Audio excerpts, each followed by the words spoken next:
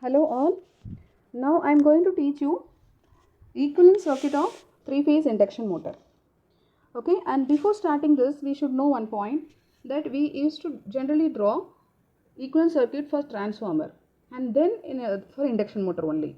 And we may also call induction motor, either it is a three-phase or single phase, we can call it as a rotational transformer because transformer also works on induction principle and this induction motor also works on induction principle. And okay, so we draw only for transformer induction motor, we are drawing the equivalent circuit. And then why do we need, why this, what is the special in these two machines so that we need equivalent circuit? The main point is that this transformer and induction motor, like transformer has separate windings, that is primary and secondary. Similarly, induction motor has a separate stator and rotor. Okay, but here there is no electrically connection between primary and secondary. Similarly, here magnetically connected, but there is no electrically connection between this stator and this rotor. So it is a two separate circuit. Okay, it is a separate two separate circuit. So suppose if you want to find out efficiency or any other parameter, so we can't find out only for stator primary or stator or only for secondary, one or only for stator or only for the rotor. So we have to find out efficiency of the whole device, and here also any parameter for the whole machine we have to find out.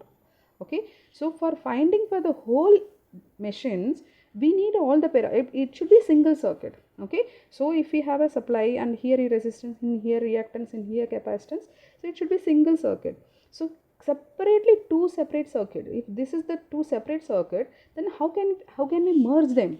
So we need a equivalent circuit.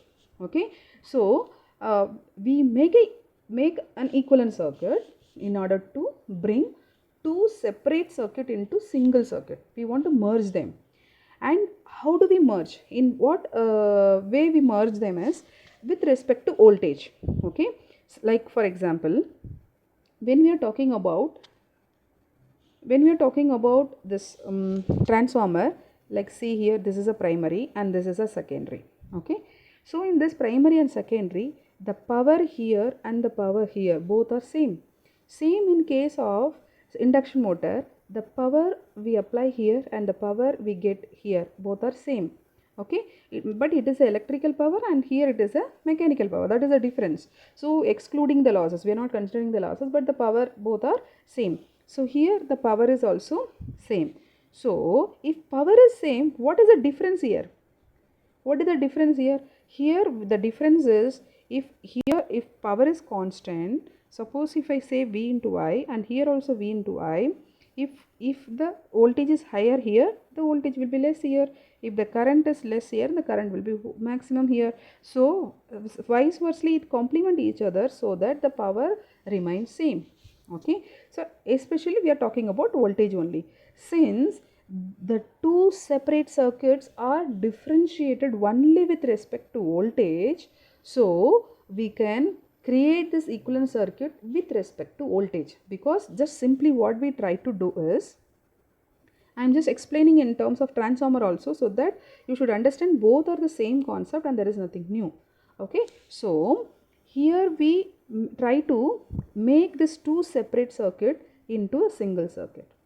So which parameter is making this as a two separate? Because power is same. So only the voltage differences between these two is making a two separate circuit.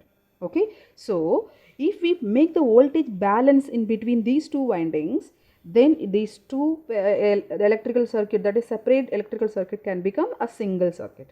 Okay, so what we can do, we can convert all parameter to secondary, refer to secondary, that is all the secondary to primary. And what, when we are bringing this to secondary to primary, which parameter is different?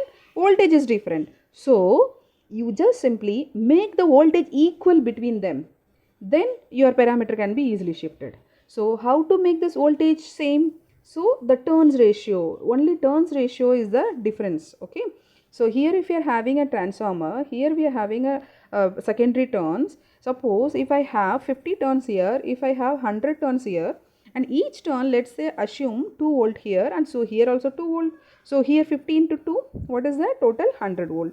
And here 100 into 2, 200 volt. So here in every turn, the voltage is same, the EMF induced is same, but which is making the voltage different? So number of windings, that is turns. So we take turns ratio.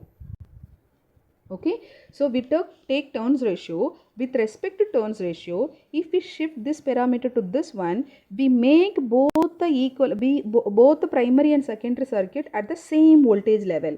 So we can make it simply.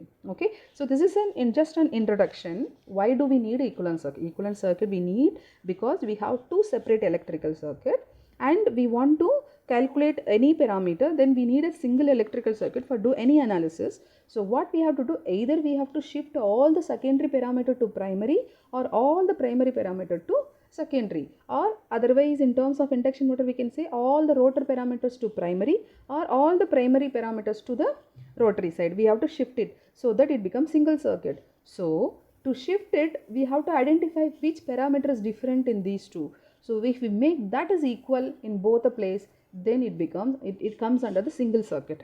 Okay, so now coming to the stator side, now we come to the motor, and now we are going into the topic. Okay, so now how to find out? First you should understand the stator side equivalent circuit, then the rotor side equivalent circuit will be. First we will have to before going to the equivalent circuit, we have to learn how to draw the exact circuit diagram. Okay, so for drawing this exact circuit diagram, now let's say we have a stator. Now for this stator we give the supply voltage Vs, and once we give the supply voltage, now what will happen? Whether this rotor is rotating, whether we have applied any load or not.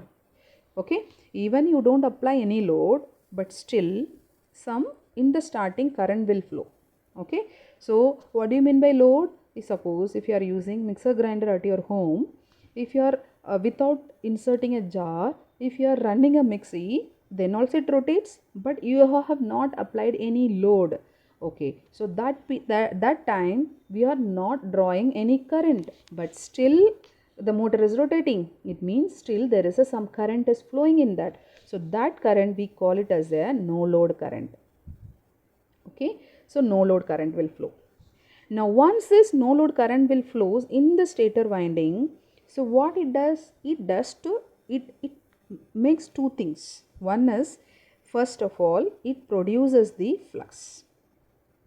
Okay, it produces the flux. Got it? Now once it is flowing in the stator winding, it produces a flux, and also it produces some losses, magnetic losses, whatever we call it as, it produces losses also. Okay, so we give the supply voltage, it produces the no load current, because immediately once you apply voltage, the current which is immediately flowing will not depends on the load, whether you are applying load or not at 1 second before. Okay, so that current generally does two jobs, that is, it is producing flux, okay, as well as it producing the loss. Understood? Now when we talk about flux, let us assume, because it is flowing in the winding. Okay, so winding can have only two things, that is, it can have resistance and it can have inductive reactance. Okay, now when I say that this current is producing flux, and what it could be, so it means only this inductive reactance can produce flux. And now the inductance can have some losses, but we are neglecting that. So the resistance, this will not be able to produce any flux. So we can say that the resistance is responsible to produce only the losses. Okay, so now this resistance is only for losses and this is only for the flux. Okay, so what we try to do, actually for the calculation purpose, the current will flow directly to the winding. It does not bother about whether it is flowing in the resistance and reactance, because a single winding, it is inbuilt both resistance and reactance.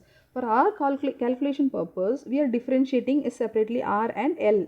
Okay, so we want to differentiate it, we want to separate it. Okay, so what we want to prove here is we want to get a relation. Okay, so the current I naught is flowing here. This current I naught is flowing here. When this I naught current flows in the winding, the current which is flowing in the resistance, we say that it producing the loss. So we say that component as a loss component IL. The same current, when it is flowing in the inductance, it produces the flux. So we call this current component as a magnetizing current component IM. Okay, so simply now what is the conclusion? We give the supply voltage, no load current I naught flows. It has a two component. One is the loss component and another one is the magnetizing component. Okay, now coming to the next point, when we are talking about the magnetizing component, what is here, the current which is flowing in inductance is producing the flux, the current which is flowing in the resistance producing the loss. And let us recall some other relations as well. Okay, what is the relation? We know if I have a resistance, if I have a reactance, now the voltage which I apply, the current which is flowing, now this current I naught, the current which is flowing here, that is here when this I naught is flowing here, it becomes a loss component here, and in the inductance it becomes a magnetizing component. So now I can get a relation between these two, that is the voltage and the current. So these two voltage and current will be in phase because it is a resistance current. Now this current and this voltage becomes 90-degree difference because it is a inductance. We assume it is a pure inductance because resistance we are separated. Okay, so I can say that if I apply a voltage, that is in the stator, I apply a supply voltage Vs, then the current will flow. That is the part of the current which is flowing in the resistance that will be in phase with the supply voltage. The part of the current which is flowing in a reactance that will be 90-degree lagging. So this will be Im. Okay, now this Im only producing the flux. So this Im and flux will be in the same phase. Now this I naught only divided into IL and Im. So what is I naught? I naught is the resultant of IL and Im. So this is Im and this is IL. Okay, so if you take a resultant, this is called your no load current I naught. The same thing you might have studied in the transformer also. Okay, is it clear? Once this is clear, then only you will be able to draw the equivalent circuit diagram. Okay, a circuit diagram of a three-phase induction motor. So I naught has two components. Okay, I naught is divided into IL and Im. Okay, and the relation is the resistance current will be in phase and the magnetizing current will be 90-degree difference. Okay, now next point is that next point we are going to see that. Now coming to next point. Before what we were saying, here the rotor we have not applied any load, but let us assume we are applying a load. Okay, so what will happen? Here we have applied the voltage and the here current I naught was flowing. Now this I naught was producing the flux that is rotating in nature. That flux links the rotor and the since it is rotating, it cuts the rotor. Okay, when the flux is rotating, it cuts the rotor. So in the rotor EMF is induced, and once the EMF is induced, current also will flow.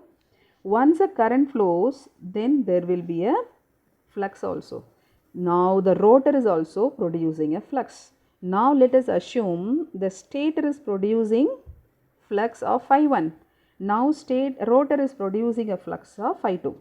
Now when this flux phi1 producing EMF in the rotor, now this phi2 also can produce EMF in the stator. See here it is vice versa. So phi1 is in the stator, phi2 is in the rotor. When the phi1 is inducing EMF in the rotor, the phi2 can induce EMF in the stator as well. Yes, okay. So what will happen? This phi2 will induce some extra voltage in the stator and that EMF voltage, and this due to this EMF some additional current will flow. Okay, additional current, that we have to understand. When this additional current will flow? Only when the rotor is loaded. When you draw a current, when you draw more current from the rotor, because the current will start flow, and due to this current then due to the current, flux will produce, that flux inducing EMF in the stator. Now in the stator we have a additional current, so that we can call it as I2 dash. Why it is I2 dash? Because it is due to the rotor current I2. Why it is dash? It is in the primary. So I2 dash is called additional stator current. Okay, additional stator current due to rotor current. Okay, if you understand this point, then your equivalent circuit will be, you will be able to understand very easily. So when the rotor is loaded, we draw more current, that produces a flux, that flux links the stator. In the stator, due to that we have some additional current I2 dash. Okay, and now this I2 remaining, you may ask, then what happens to remaining theories?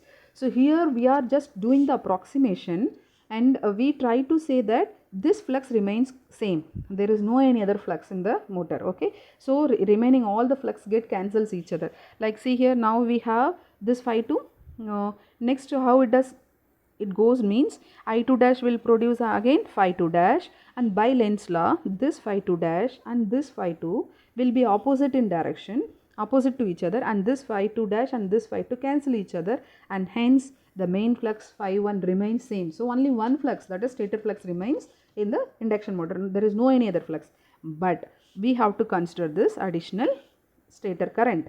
Okay, I2 dash is there.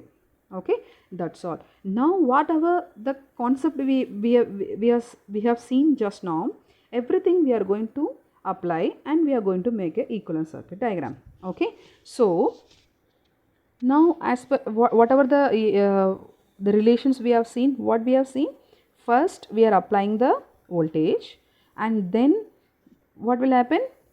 Actually before that, one more point we have to understand that. So first I0 current was there when there is no load, and that I0 was having IL and IM. Then what happened? Then it goes to this rotor, and due to the rotor some additional current is also getting added with the stator, that is I2 dash. Now in a stator we have two currents, that is I0 and I2 dash. Then again the I0 is having another subdivision, that is different thing. So in primary we have two currents, I0 and I2 dash. What is I0? I0 is no load current.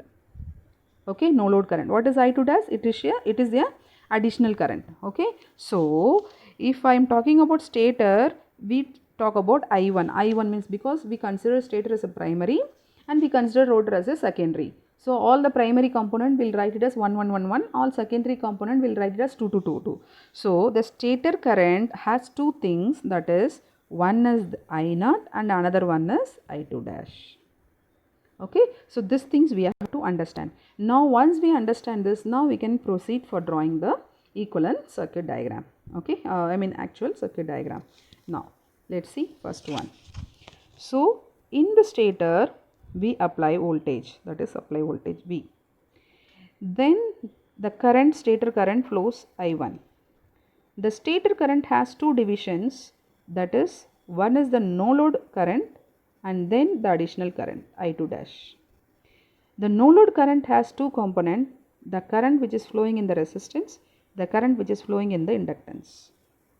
Okay, so the current which is flowing in the resistance we call it as a loss component, and in the reactance it is Im.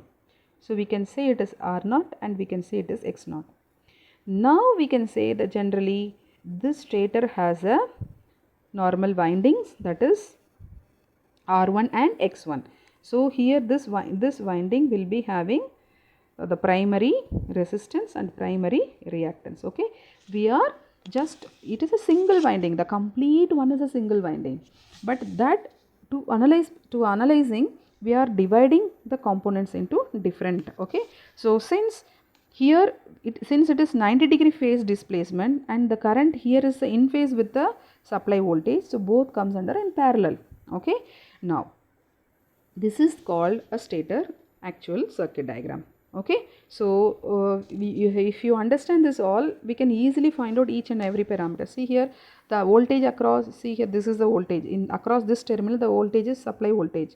So what is the voltage across this X0? Same thing, see here parallel, the X0 is parallel to Vs, so voltage across X0 is also Vs. Voltage across is R naught is also Vs. Now if we want, we can draw it because instead of understanding this R1 X1 is here, most of the places they draw R1 X1 here only. Okay, so this will be R1, this will be X1, this will be in series. Okay, so in the stator we have, what are the components? We have R0, we have X0, we have R1 and we have 1. Okay, and then the current is I1, and then we have current I2 dash, and then we have current I0. Okay, so each and every current we should know. This is the circuit diagram in with respect to stator. The next one is the rotor circuit. Okay, this is more important. So how to draw the equivalent circuit of the rotor? Okay, it is very little difference between the transformer and this one. In the rotor we have rotor that is winding shows here.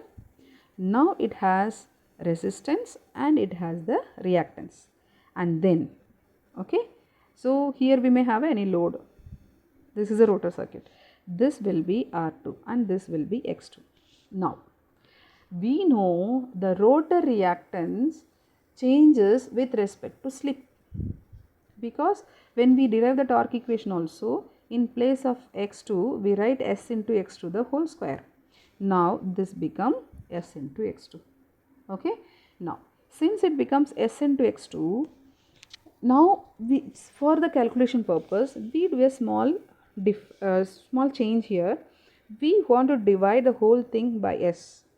Now the resistance become R2 by S and the reactance become, since SS will be get cancelled, R2 by S and X2. Okay, actually the slip will be multiplied by the reactance only. Only when we draw the equivalent circuit, we divide by the slip value and we make it this like this and X2 is like this. Okay, because when we increase the load, that is the resistance will change. The resistance of the rotor get changes with respect to slip. Actually reactance will change, but I am talking about the load. Okay, so we want to split this R2 by S into two categories. Okay, how to? Now in the secondary we have only these two. We have only R2 and S into X2. For convenience purpose, we divide by the both the things we are dividing by S. So we have two things, R2 by S and X2. That's all. Okay, so how your circuit will look now? It is same like, see here, rotor circuit will be like this. So here winding and here R and here X. Okay, so this is R2 by S and this is X2. That's all. But now whenever we are changing the load, the resistance also will change. Okay, so here always in the equivalent circuit this will be mentioned. So what is this value? But this value does not change.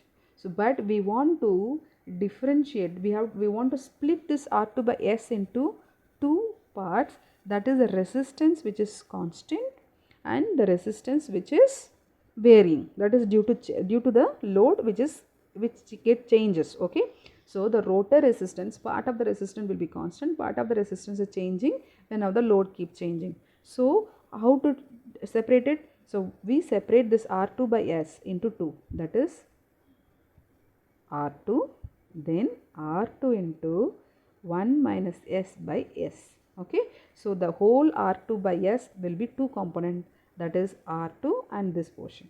How? See here, just simply you add these two. What is the answer? So first will be R2 and solve this equation. You will get R2 by S minus R2S by S. So R2S will be here and SS will be cancelled. So this will be R2 by S minus R2. Okay, this is minus R2 by S by minus 2. And here we have one more value. You add this R2. So this will be cancelled. The final answer will be R2 by S only.